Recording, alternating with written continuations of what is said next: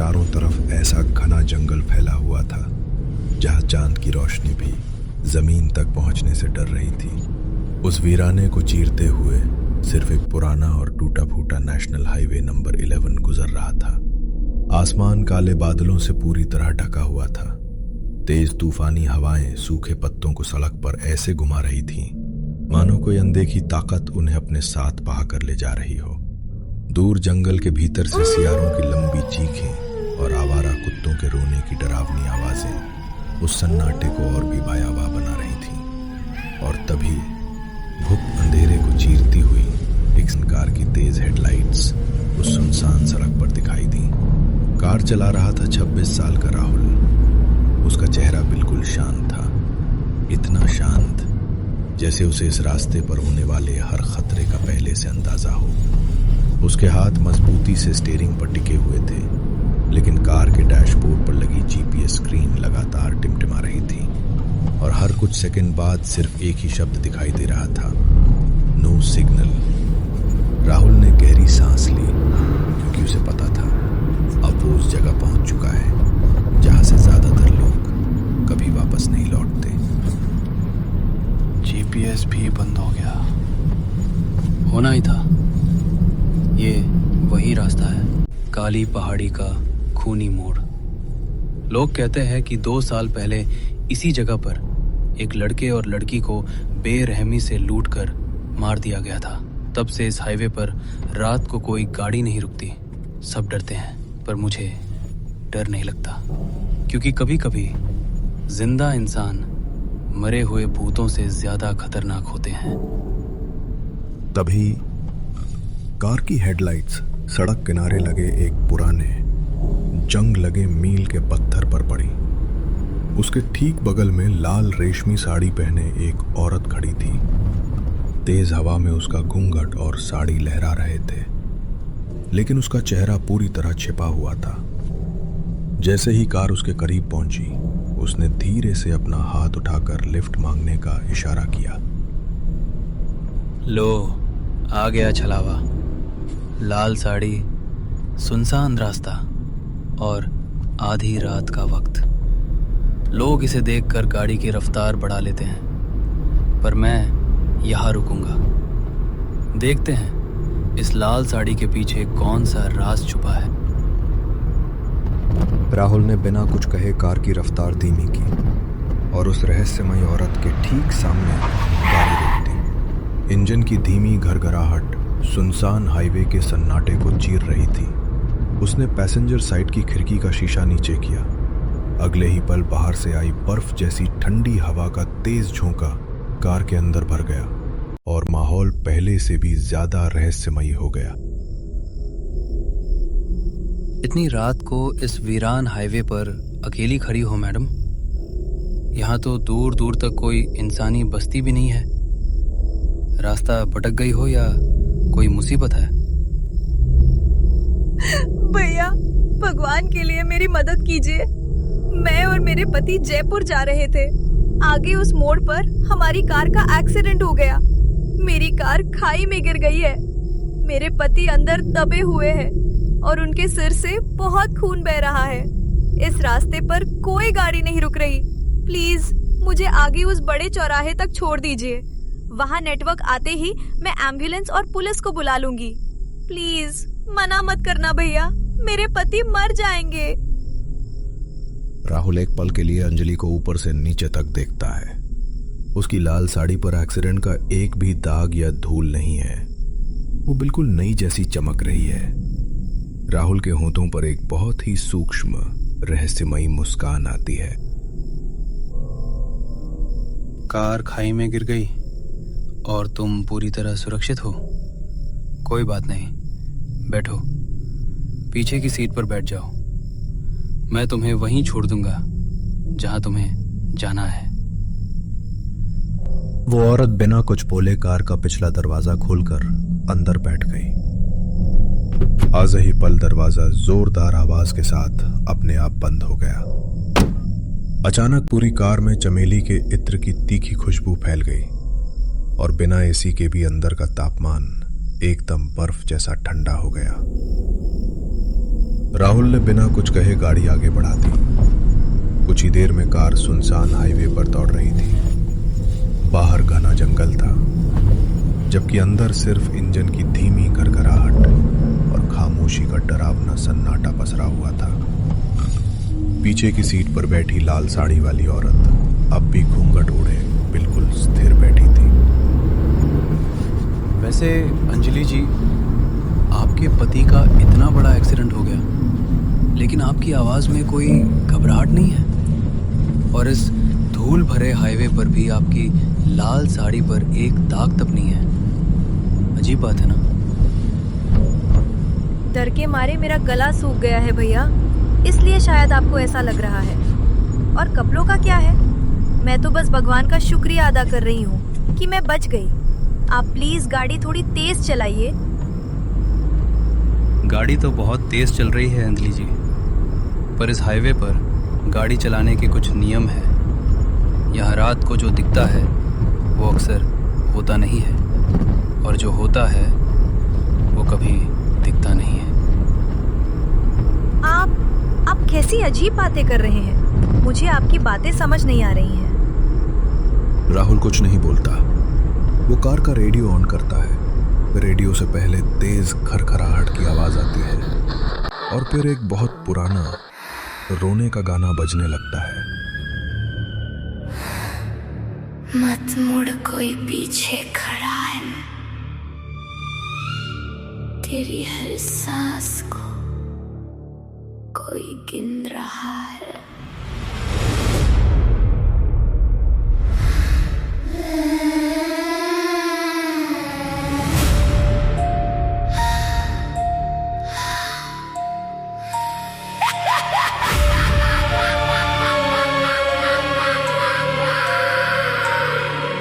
अंधेरी राहों में साया चला,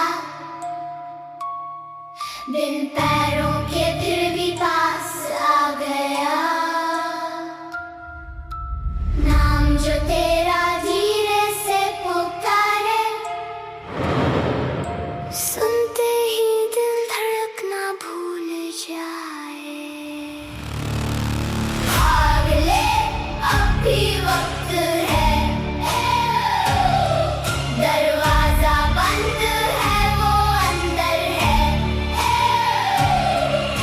चीख भी देगा तो कौन सुनेगा, आज तेरा डर तुझे चुनेगा।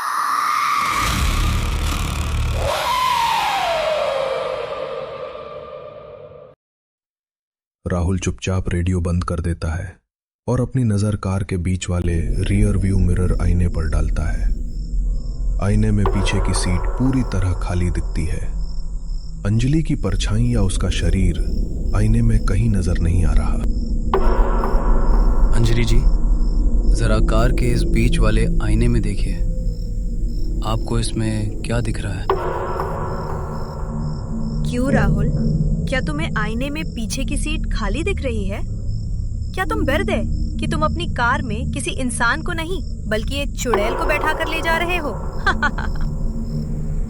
राहुल बिना डरे धीरे से कार का ब्रेक मारते हुए। नहीं अंजलि जी, मैं डरा नहीं। मैं तो बस ये सोच रहा हूँ कि तुम्हारा ये आईने वाला ड्रामा बहुत पुराना हो चुका है। अचानक राहुल ने जोर से ब्रेक लगाया और कार एक झटके के साथ सुनसान मोड़ पर रुक गई। चारों ओर मौत जैसा सन्नाटा पसरा था। अगले ही पल लाल साड़ी वाली औरत के चेहरे से वो डरावनी मुस्कान गायब हो गई। उसने धीरे धीरे अपना घूंघट हटाया। उसके सामने कोई चुड़ैल नहीं बल्कि एक बेहद शातिर औरत बैठी थी। उसने अपनी साड़ी के पल्लू में छिपा लंबा चमकता हुआ चाकू निकाला और बिना एक पल गवाए उसे राहुल की गर्दन पर टिकाकर ठंडी आवाज में मुस्कुराने लगी। शाबाश राहुल, तू तो बड़ा होशियार निकला रे। वरना इस हाईवे पर जो भी अमीरजादे आते हैं वो मेरा आईने वाला ड्रामा देखकर पैंट डीली कर लेते हैं। सच बता, तुझे कब समझ आया कि पीछे कोई भूत नहीं बल्कि एक हाड़ मांस की औरत बैठी है? राहुल गर्दन पर चाकू होने के बावजूद बिल्कुल शांत है। उसकी आवाज में कोई घबराहट नहीं है। तब जब तुमने कहा कि तुम्हारी गाड़ी खाई में गिर गई है, लेकिन तुम्हारी इस महंगी रेशमी साड़ी पर मिट्टी का एक कण भी नहीं था। और रही बात उस आईने की, तो तुमने गाड़ी में बैठते वक्त बहुत चालाकी से पिछली सीट के एंगल पर एक खास रिफ्लेक्टिव केमिकल स्प्रे छिड़क दिया था, जिससे आईने में देखने वाले को रिफ्लेक्शन का भ्रम होता है। इंटरनेट पर यह ट्रिक बहुत पुरानी हो चुकी है अंजलि। अंजलि गुस्से में चाकू को उसकी गर्दन पर थोड़ा और चुभाते हुए, जिससे खून की एक हल्की सी लकीर बन जाती है। ज्यादा पढ़ा लिखा है ना तू? कंप्यूटर इंजीनियर है साले। ज्ञान मत बांट मुझे। ये बता, जब तुझे पता था कि मैं भूत नहीं हूँ तो तूने गाड़ी रोकी क्यों? तूने मुझे अपनी कार में बिठाया क्यों? अपनी मौत को खुद दावत दी तूने। अब चुपचाप अपनी गाड़ी की चाबी, अपना चमचमाता हुआ आईफोन, जेब में रखा बटुआ और हाथ की सोने की अंगूठी मेरे हवाले कर दे, वरना इसी चाकू से तेरी ये अकड़ू गर्दन धड़ से अलग कर दूंगी। अंजलि, काश तुमने सिर्फ लूटपाट की होती। काश तुम सिर्फ पैसे छीनकर लोगों को छोड़ देती। लेकिन तुम और तुम्हारा गैंग सिर्फ लूटता नहीं है, तुम लोग गवाह मिटाने के लिए बेगुनाह ड्राइवर्स की जान भी ले लेते हो। क्या तुम्हें याद है कि आज से ठीक 2 साल पहले इसी तारीख को तुमने इस काली पहाड़ी पर क्या किया था? तू ये सब कैसे जानता है? तू कौन है साले? और तू 2 साल पहले की बात क्यों कर रहा है? जग्गू, शेरा, बाहर क्या मुंह देख रहे हो? साले को बाहर खींचो, इसका काम तमाम करो। तभी झाड़ियों में तेज सरसराहट हुई। अगले ही पल 2 लंबे चौड़े आदमी लोहे की रॉड और देसी कट्टा लेकर बाहर निकले और कार को चारों तरफ से घेर लिया। उनमें से एक ने दरवाजा खोलने की कोशिश की, लेकिन लॉक नहीं खुला। गुस्से में उसने पूरी ताकत से रॉड कार के शीशे पर दे मारी। अंजलि, दरवाजा खोल अंदर से। इस साले का बहुत दिमाग चल रहा है। आज इसका खेल यहीं खत्म करना पड़ेगा। गाड़ी बहुत महंगी है, इसके पार्ट्स बेचकर लाखों कमाएंगे हम। जल्दी बाहर निकल। अंजलि, तुमने मुझसे पूछा ना कि मुझे जब सब पता था तो मैंने गाड़ी क्यों रोकी। मैंने गाड़ी इसलिए रोकी क्योंकि आज 2 साल बाद मेरा शिकार खुद चलकर मेरे सामने आया है। अंजलि राहुल की बदली हुई आवाज और उसकी आंखों में आते हुए कालेपन को देखकर अंदर से बुरी तरह कांप उठती है। क्या बकवास कर रहा है तू? जग्गू, शीशा तोड़ जल्दी, ये लड़का पागल हो गया है। जग्गू! अचानक कार के अंदर की सभी लाइटें अपने आप लाल हो गईं। जैसे ही जग्गू और शेरा ने शीशे पर लोहे की रॉड मारी, वो मोम की तरह पिघलने लगी। ये देखकर अंजलि के हाथ से चाकू छूटकर नीचे गिर गया। तभी राहुल की गर्दन से बहता खून काले धुएं में बदलने लगा और पूरी कार में एक डरावनी सिहरन फैल गई। ये क्या हो रहा है? तुम्हारी गर्दन, तुम्हारा खून काला क्यों है? जग्गू, शेरा, दरवाजा तोड़ो, बचाओ मुझे। राहुल ने धीरे धीरे अपनी गर्दन 180 डिग्री पीछे घुमाई। हड्डियों के टूटने की आवाज गूंजी। उसकी आंखें पूरी तरह काली हो गईं और उसकी आवाज किसी इंसान की नहीं, बल्कि सैकड़ों आत्माओं की गूंज जैसी सुनाई देने लगी। अंजलि, तुम लोग इंसानों के डर का फायदा उठाकर उन्हें लूटते थे ना। भूत का झूठा नाटक करके बेगुनाह लोगों की जान लेते थे। पर तुमने कभी सोचा था कि इस सुनसान हाईवे पर तुम्हारी मुलाकात किसी असली शैतान से हो जाएगी? नहीं, तुम इंसान नहीं हो। तुम कौन हो? मुझे बाहर जाने दो। भगवान के लिए मुझे छोड़ दो।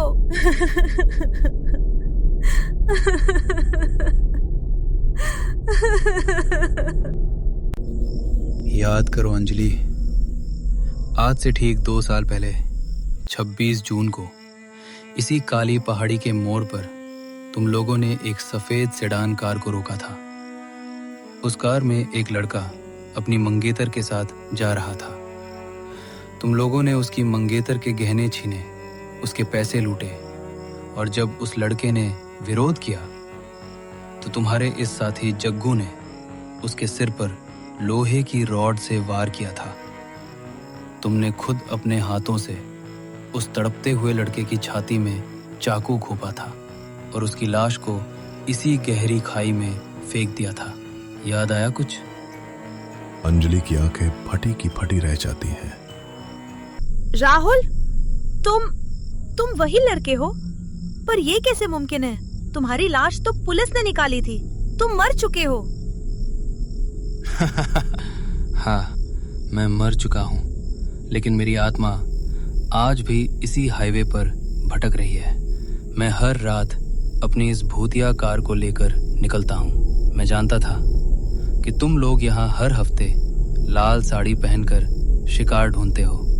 मैं 2 साल से तड़प रहा था तुम तीनों को नरक का रास्ता दिखाने के लिए। आज मेरा वो इंतजार खत्म हुआ। अचानक कार का इंजन दहाड़ उठा।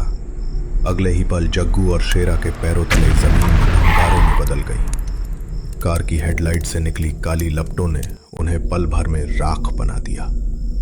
ये देखकर अंजलि डर के मारे चीख उठी। राहुल, मुझे माफ कर दो। मैं कसम खाती हूँ, मैं पुलिस के पास जाकर अपना जुर्म कबूल कर लूंगी। मुझे तड़पा कर मत मारो, मुझे बख्श दो। राहुल प्रेत रूप में कार का एक्सीलेटर हवा में दबाते हुए कार का स्पीडोमीटर 150, 180, 200 के पार पहुंच जाता है। कार सीधे सामने खड़ी गहरी खाई की तरफ पड़ने लगती है। कानून की अदालत इंसानों के लिए होती है अंजलि। प्रेतों की अदालत में सिर्फ एक ही सजा होती है, मौत। तुम्हारी ये गोस्ट राइड अब अपने आखिरी स्टॉप पर पहुंच चुकी है। माय गॉड, इंस्पेक्टर साहब, इसे देखिए। ये तो किसी चमत्कार से कम नहीं है। ये लड़का पिछले पूरे 2 साल से कोमा में था। 26 जून 2024 को जब काली पहाड़ी पर इसके साथ लूटपाट हुई थी तो इसके सिर पर बहुत गहरा वार किया गया था। तब से इसका दिमाग एक ही जगह फ्रीज हो गया था और ये कोमा में लगातार तड़प रहा था। आज ठीक 2 साल बाद इसे होश आया है। चलो, बहुत ही बेहतरीन हुआ डॉक्टर साहब। हम 2 साल से इसके होश में आने का इंतजार कर रहे थे ताकि उस दिन के गुनहगारों को पकड़ सके। राहुल, क्या तुम मुझे सुन सकते हो? क्या तुम्हें याद है कि उस रात तुम्हारे साथ किसने लूटपाट की थी? उन बदमाशों का कोई चेहरा या कोई सुराग याद है तुम्हें? इंस्पेक्टर साहब, मुझे सब याद है। वो 3 लोग थे। एक औरत जो लाल साड़ी पहनकर भूत बनने का नाटक करती थी, अंजलि, और उसके 2 साथी जग्गू और शेरा। अंजलि, जग्गू और शेरा। ठीक है, हम अभी अपनी टीम को अलर्ट करते हैं और उस हाईवे के आसपास के गांवों में इनकी तलाश। इंस्पेक्टर की बात काटते हुए उसकी आवाज में वही पुरानी भारी गूंज वापस आने लगती है जो उसके सपने में थी। वो तीनों अब इस दुनिया में नहीं है। कानून की अदालत बहुत वक्त लेती है, इसलिए 2 साल तक कोमा में रहकर मेरी रूह हर रात उस हाईवे पर जाती थी। आज रात मैंने उन तीनों का हिसाब वहीं खाई में पूरा कर दिया है। जग्गू और शेरा जलकर राख हो चुके हैं और अंजलि की लाश आपको उसी खाई में मिलेगी। मेरी गोस्ट राइड अब पूरी हो चुकी है। हेलो इंस्पेक्टर साहब, बहुत अजीब हादसा हुआ है। अभी अभी काली पहाड़ी की उसी खाई में एक कार गिरी है। कार के बाहर 2 बदमाशों की लाशें जली हुई मिली हैं और कार के अंदर एक औरत का कंकाल मिला है जिसने लाल रंग की साड़ी पहनी हुई थी। साहब, ये वही गैंग है जिसे हम 2 साल से ढूंढ रहे थे। इंस्पेक्टर के हाथ से फोन छूटकर जमीन पर गिर पड़ा। उसने राहुल की बेजान लाश की ओर देखा। उसकी आंखों में अब भी रहस्यमय जीत की चमक थी। तभी अस्पताल की खिड़की पर एक पल के लिए सफेद कार की परछाई दिखाई दी और अगले ही पल हवा में गायब हो गई। अगर ये कहानी आपको अंदर तक हिला गई तो याद रखना, कुछ राज कभी सामने नहीं आते, और जो आते हैं वो इंसान को बदल देते हैं। ऐसी ही डरावनी और रहस्यमयी कहानियों के लिए चैनल को सब्सक्राइब करो, क्योंकि अगली कहानी शायद आपकी हो।